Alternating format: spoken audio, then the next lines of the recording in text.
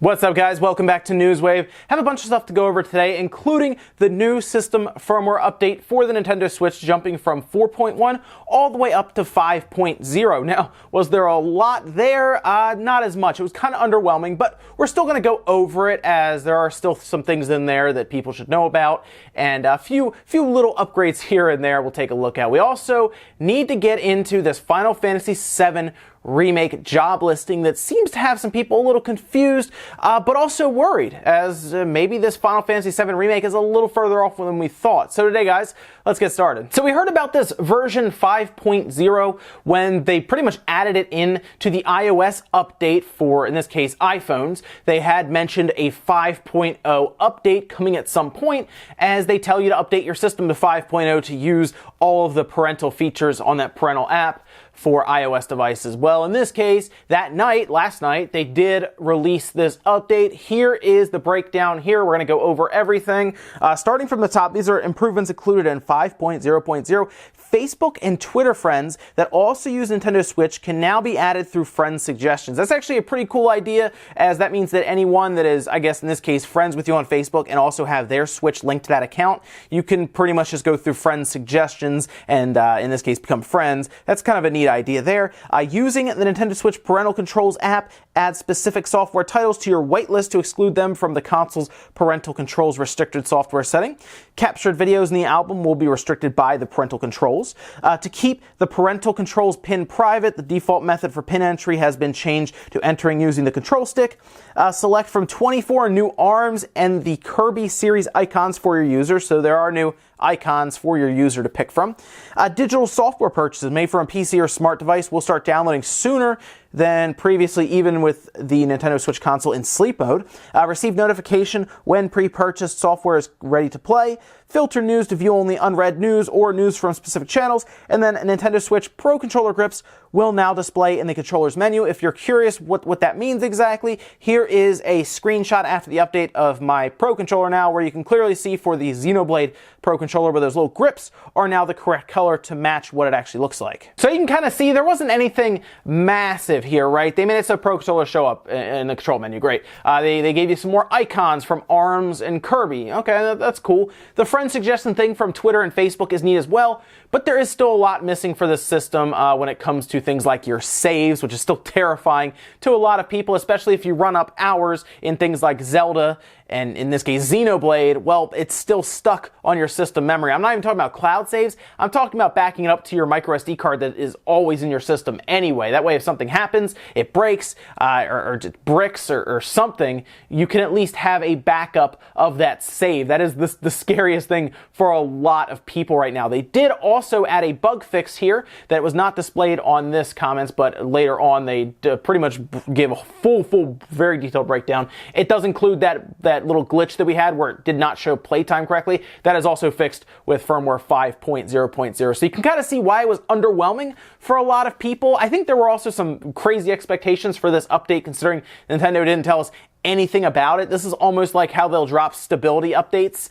This is just kind of one that was out of nowhere. The only reason we knew about it prior and people started, the hype train up there, was because we saw it in that iOS parental app, in this case, description of the different things that they changed. Nothing else, though. So if people are really expecting voice chat or cloud saves or anything crazy like that, cloud saves, voice chat are probably saved for the paid online in September. I just want a way to locally back up your games. That's all. I'm not even talking about cloud storage. I'm talking about locally through a USB stick. Maybe you can do a full system image like you can do with the PS4, right? Where you can back everything up to an external hard drive, or in this case, a USB stick that's large enough, since the main storage is 26 gigabytes after the system takes its cut.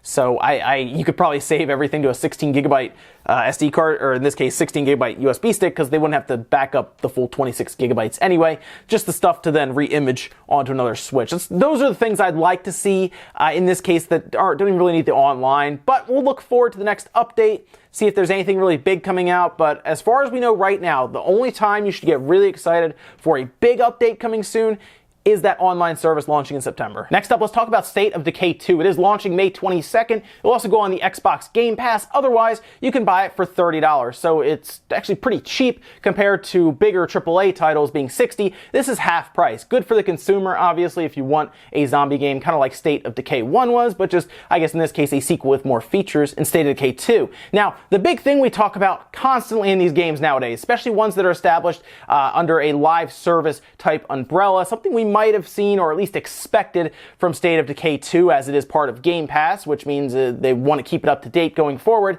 would be microtransactions. We expect them to in some way monetize after that initial purchase. Well, apparently that might not be the case for State of Decay 2, and this was from Jeff Strain, who's the head of Undead Studios, in this case manning the development of State of Decay 2, in an interview with IGN, at least saying right now, no microtransactions are at least planned for the launch, or I guess in the first few months. This is where it gets interesting though, because there's not much stopping them in this case because of Game Pass, essentially giving the game to consumers for a fair price of $10 a month.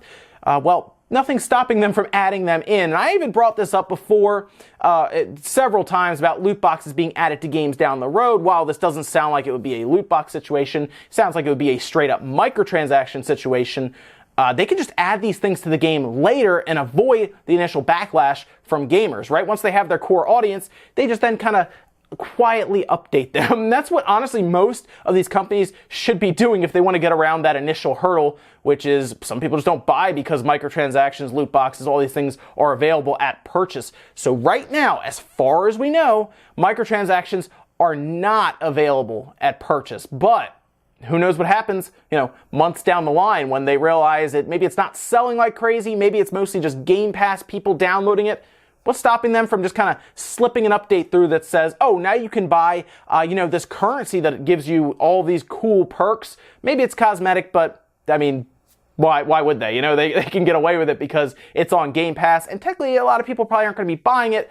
They'll just be subscribed to that service and just downloading it. Next up, let's talk about this listing for Final Fantasy VII Remake. If you've been listening to me at all about this game, I have some serious concerns about when we will see it. I think it's clear Square wants to get Kingdom Hearts 3 out before they even really start talking about it or hyping it up. They don't want their IPs to really run over each other or accidentally have hype from Final Fantasy VII Remake kind of spill over and, in this case, take away some of the audience from Kingdom Hearts 3. They have to be careful with it, and I think they're trying to get Kingdom Hearts 3 out first. But a job listing at least popped up online to a degree. In this case, Gamatsu did translate this, and it had some people concerned because it lists job listings, what appears to be a contract position for members for, in this case, level design, battle planners, things that you would assume to be core to the experience. This is what the translated job listing says. We are examining programs that implement general functions and contents for Final Fantasy VII Remake as necessary on the development team, and while we are reaching a satisfactory level in terms of reproducing the original title in high-quality graphics, we have come to the conclusion that we should aim for higher quality in order to meet the expectations of fans. That said, we will tackle the production of this big title by establishing core members of various positions such as level planner, battle planner, designer, engineer, etc., including existing members of the development team. Interested applicants are expected to work as a core member. So this particular job listing, you're going to see it right here, was listed on Tenshoku, and that is like a job listing site for, in this case, recruitment. And what's interesting about this is as people started to realize this and they started pointing it out, this job listing was actually talked about in this exact same way like 8 months ago. So this seems like an older job listing, but the reason it caught a lot of people's attention is because if you look to the side here, the information update was actually dated at March 9th. So that's why it popped up. This appears to be, though, a contract. So it seems to be a contractor position. And the scheduled end date, as you can see there, is actually April 5th of 2018. So it sounds like this was a contract position that was set up months and months ago, right? Recently updated, so that does change that title. And now they're working towards, I guess, to maybe close this out at the beginning of April or so. So I think some people got a little excited about this because it sounds like they're not that far in. But what I'm seeing here is this was something that is actually coming to a close, and they even say that they have it to a point where it's satisfactory, but they kind of want to go above and beyond. Probably because, in this case, it's speculation, probably because Square wants them to take their time because they want to put a lot of effort behind pushing Kingdom Hearts 3 out the door, getting it ready. I'm sure that's where a lot of their team is now. And of course, they called in the Mobius Final Fantasy director to help push this through because they took it away from Cyber Connect because it was apparently too hard to do an outsourcing job where you're kind of communicating back and forth, different time zones, everything. It's in-house. It's being worked on by what appears to be a director who is pushing Mobius along pretty well. And I have a feeling they're pushing this one along much better than it was before in this case. Sounds like they're actually making some good progress. Will this come out next year, 2019? I'm starting to think it actually will, believe it or not. This sounds crazy to a lot of people because this might end up being a PS5 game, and I kind of had that feeling too. I think this will be a 2019 game, at least the original or at least the first episode, because it is episodic, as frustrating as that can be, because what they'll probably do is episodes will come out for the PS4, and then the PS5 will see an awesome little compilation disc that you buy that has everything on it. You know, the definitive edition, or the edition we should have released in the first place. But in this case, I think you can expect it next year. I don't know if it'll be at E3. I would like to say it will be, right? Just so they can put at least a little bit of a spotlight on it since we haven't seen it in a while. Remember, guys, this debuted in 2015. We're going up to the 2018 E3 and we're still wondering if it's even going to be coming out soon. So they showed it way too early. It wasn't ready. They just want to get fans hyped, let them know it's happening. I would like to see it 2019. 2020, I think, is the worst case scenario because then this game will be coming out alongside the PS5, but as a PS4 game, doesn't make as much sense to put it there. Next up, let's talk about the original Tomb Raiders. Tomb Raiders 1 through 3 are currently on Steam, but they're not the best looking versions, of course. They are, well, they're based on the older visuals and everything, and they're kind of dated.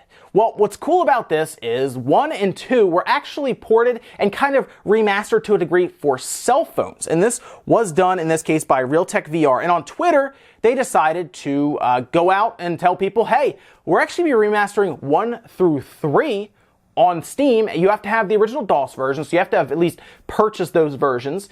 And we'll be pretty much remastering and moving them over. It appears to be kind of based around what they've done for iOS devices for the first 2, and they are also working on the third one for iOS devices for iPhones and everything. So if you're a big fan of the first 2 on there with the touchscreen controls and everything, look for the third one. Apparently, according to them, it's going to be beta. There's going to be a beta in April for it, and then they'll be pushing it out possibly this summer. But what's cool here is if you're a big fan of the original 3, maybe you already own them, these will be free updates. So you can just download them. And what's really interesting is they're adding open VR support. And apparently the VR part will actually be controlled, or at least the viewpoint of the camera. So you can kind of get, I guess, a better look, and you just control using just a standard controller, which you're not going to use a keyboard and mouse, I assume, for that game because it's set up specifically, I think, as a platformer like that. Well, a 3D type platformer action game set up for a controller, I think, pretty much. So it's kind of neat to see them add open VR support. It's cool that they're going to be going back and doing this as a free remaster. And at this point, it's just going to give people another reason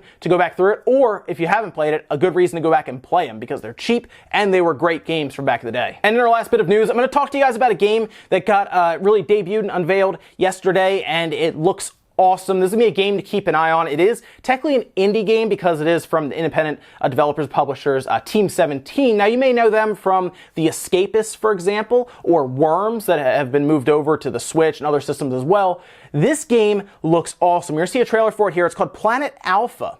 And what's really neat about this, one, I love the art style. I love the attention to detail with the backgrounds and the foregrounds with that 2D side-scrolling type game. It has puzzles to it. The atmosphere looks great. And they're adding in some little extra details as well. One thing seems to be a pretty big mechanic that will be a part of this, something that I think will really aid and make some of the puzzles much better. It's going to have a day-night cycle that you actually control. It's a power that I guess your person or your alien that you're controlling going through this has the ability to do. So you can change from day to night, and apparently it will affect puzzles, it will affect events, and it looks like just a really neat game. Now, this is coming to all platforms, coming to PC, Xbox, PS4, and Nintendo Switch. It's going to everything. They debuted this trailer. I recommend going to take a look so you can get a really good look at this thing in 1080 and everything, and just really sit back and kind of take in some of the scenery that they're putting here, some of the visual style. I mean, this is an independent developer, but man, the world that they're kind of crafting just from a 2D standpoint with this 2D platformer looks very alive.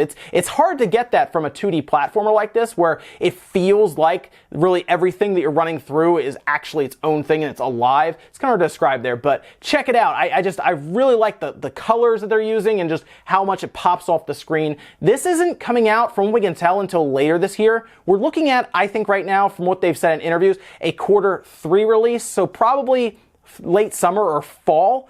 But it's pretty neat to see it really in this state and coming to all systems. So you have a good choice. You can go for a PC if you want that super high refresh rate and the big 4K visuals. The PS4 and Xbox, I'm sure, will also have, with their counterparts, the PS4 and the Xbox One X 4K visuals. Or if you want that portable experience, you can get it on the Switch. It looks really cool. I'm going to keep an eye on this one, and if any other big updates come out, guys, especially release date and pricing, I'll let you know. Ladies and gentlemen, that's it for Newswave. If you enjoyed this video, hit the like button, guys. It really helps out. If not, hit the dislike. Leave a bunch of comments down below about everything we talked about today, whether it's the update 5.0, maybe you're okay with what they put out here, or maybe you're one of the people that are kind of underwhelmed by it. Maybe you're hoping for something a little more functional than what they really put out here, because these were smaller updates. There's probably stuff even in the background that we don't know about, as there was also, as a lot of people pointed out, a Joy-Con update along with that 5.0. Maybe there's some small things, maybe even for the Labo, that have now been added to the operating system that we can't see from a surface level. So I think there's just a lot of stuff people still want for the Switch, and whenever we hear about an update coming,